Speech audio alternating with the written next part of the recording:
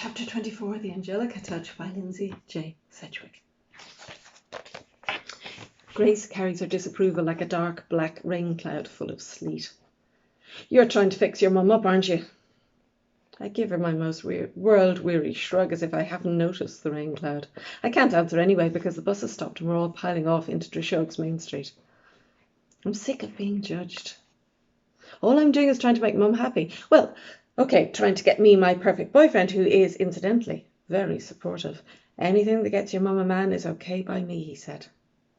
Well, not exactly, he's more subtle than that, but I know he's waiting with bated breath, which sounds kind of disgusting, really, and difficult. If you think of bait as in for fishing, it must mean wormy breath, but I don't think that's right.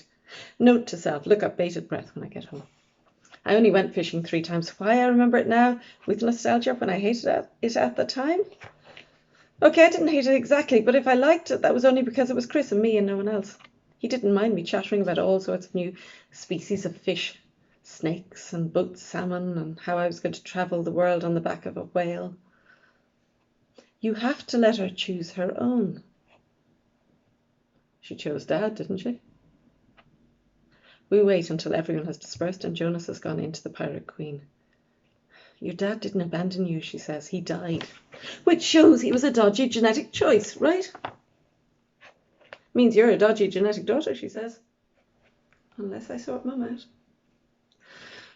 Right, she says. Your logic is insane and I think you're barking like a lunatic dog with rabies and 25 different types of mutant forebears. But that's the dodgy genes, right? I nod. Seriously, Licky, you have to stop doing this. What if she found out? I shrug. It's not as if I haven't thought of it. Unless I can get Mum to actually respond to someone, I say everything I did is worthless.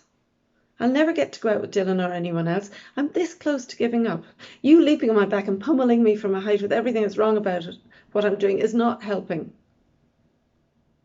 Insert on the creation of men. According to Dr. Lafarge, men were created by God. Since this is not true of dinosaurs, Dobermans, or ducks, it proves categorically that man would never have evolved without divine intervention, ergo men are an inferior species. 2. Women needed only one of men's ribs to evolve into an entirely new, far more evolved species with brains capable of doing 15 things at once and giving birth. We are clearly the superior species. 3. Men are better at reading maps. This may be true, but women know how to ask directions and cause connections to happen. 4. Adult men are allowed to have hairy armpits, legs and faces to mark them out as the more primitive species. Chris is the exception. He carves whales, can make my mum laugh when she doesn't want to, and knows how to fix a leaky pipe. If I could make him an honorary female, I would. However, right now, and despite all the obvious flaws of the male species as a whole, if I could get Mum to say yes to coffee with just one man on the website, I'd whoop like a kangaroo on an airborne trampoline. Simon bursts out of the cafe and freezes. Inside. Now. Me too? Asked Dylan. Simon barely keeps a straight face long enough to say sure to his baby brother, his cute baby brother.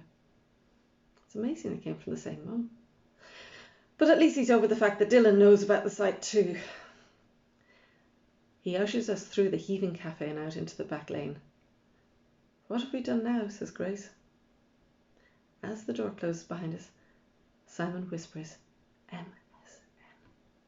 They're going to feature romantichearts.com. He shows us an email on his phone, shaking his head as if he can't quite believe his luck. The bells around his neck jingle like a reindeer as one of their sights to watch. He takes a deep breath and looks down at his bare feet. No, not bare, he's wearing slipper socks. They look Scandinavian. A gift from Oni, perhaps? Great, says Dylan. Brilliant, says I. My voice sounds like an empty cup. No, bigger dudes. This is like an Oscar nomination of the internet. Try saying something slightly more awesome than great. I mean, brilliant's okay, but wow would be better. Mega, fantastic, amazing. Any of those would do, says Simon. Don't call me dude, says Dylan.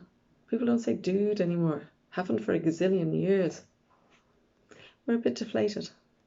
No matter how great Simon's news, we know that if my mum won't date any living man outside of Brad Pitt, Dylan and I are officially doomed as a couple.